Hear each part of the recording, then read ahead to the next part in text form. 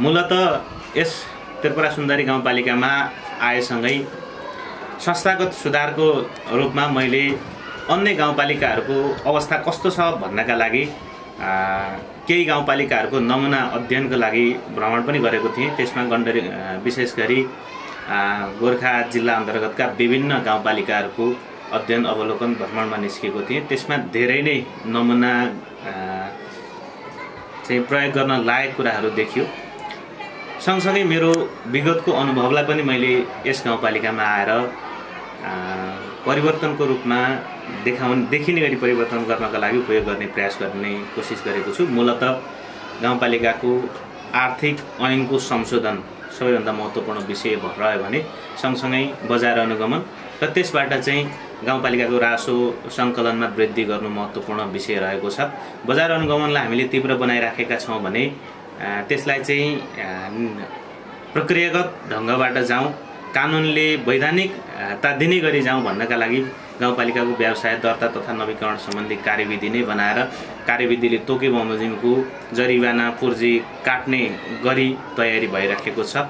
सँगसँगै आर्थिक ऐनमा संशोधन को कुरा भइराखेको छ, जसमा चाहिँ करको दायरा बढाउने र सबै करदाताहरूलाई सहज रूपमा गाउँपालिकामा कर तिर्ने वातावरणको सिर्जना गर्ने भन्ने कुरा उठिराखेको छ।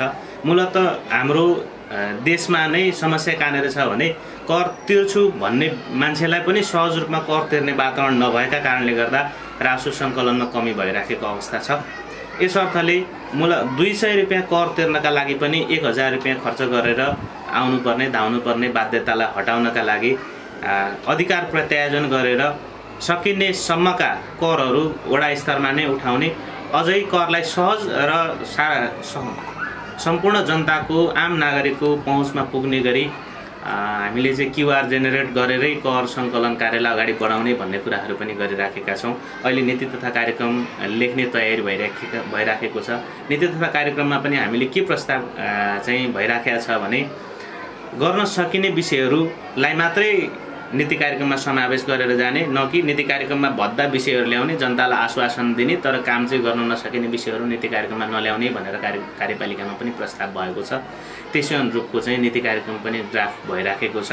समग्रतामा गाउँपालिकाको सेवा प्रवाहलाई चुस्त र प्रभावकारी बनाउँदै आम जनताले महसुस गर्न सक्ने गरी पारदर्शी ढङ्गबाट सेवा प्रवाह गर्नु गाउँपालिकाको मुख्य उद्देश्य हो। त्यसै अनुरूप संस्थागत सुधारको लागि मैले प्रयास गरिराखेको छु। आशा गरौँ तपाईहरुले देखिने गरी महसुस गर्ने गरी गाउँपालिकाको सेवा प्रवाहमा सुधार आउनेछ, परिवर्तन आउनेछ, तपाईहरुले पारदर्शिताको महसुस गर्न सक्नुहुन्छ। यो चाहिँ कस्तो हुन्छ भने माग सङ्कलन अहिले योजना बैंकको कन्सेप्ट आइराखेको छ। सङ्घ, प्रदेश र स्थानीय तहमा नै योजना बैंक बनाउने र योजना बैंक मार्फत मात्रै आयोजना छनौट हुने भन्ने कुराहरू आइराखेको छ। यस त्रिपुरा सुन्दरी गाउँपालिकाले पनि योजना बैंक बनाउनु पर्छ। योजना बैंक मार्फत आएका कार्यक्रमहरूलाई इनरोल गरेर लानुपर्छ, न कि कुनै व्यक्ति विशेषको खल्तीबाट आएका योजनाहरू सम्बोधन हुनु हुँदैन भनेर लागिराखेको छ। त्यसका लागि चाहिँ ओडालाई एउटा निश्चित सेलिङ वितरण भएको छ। ओडालाई वितरण भएको सेलिङ चाहिँ बस्ती टोल स्तरको आम भेलाबाट छनौट भएका विषयहरू वडा स्तरमा वडा कार्यसमितिबाट निर्णय भएर प्राथमिककरणको आधारमा प्रमाणित भएर गाउँपालिकामा आइसकेपछि योजना बैंकमा बस्ने र त्यो योजनाहरू चाहिँ कार्यपालिकामा छलफल भएर आवश्यकता र प्राथमिकताका आधारमा छनौट गर्ने पहिलो कुरा रह्यो नै। दोस्रो, जति पनि पालिका स्तरीय गौरवका आयोजनाहरू रहन्छन् ती पालिका स्तरीय गौरवका आयोजनाहरू पनि आवश्यकता र सम्भाव्यतालाई अध्ययन गरेर कार्यपालिकाबाट निर्णय गरेर मात्रै इनरोल गर्ने भन्ने कुरा छ। त्यसले मलाई लाग्छ सम्भवतः गोजीबाट आउने योजना व्यक्ति विशेषका योजनाहरूलाई निरुत्साहित गर्दै वास्तविक आवश्यकताको पहिचान गरेर सम्भाव्यताका आधारमा योजना छनौट हुन्छ भन्ने आशा व्यक्त गरिएको छ।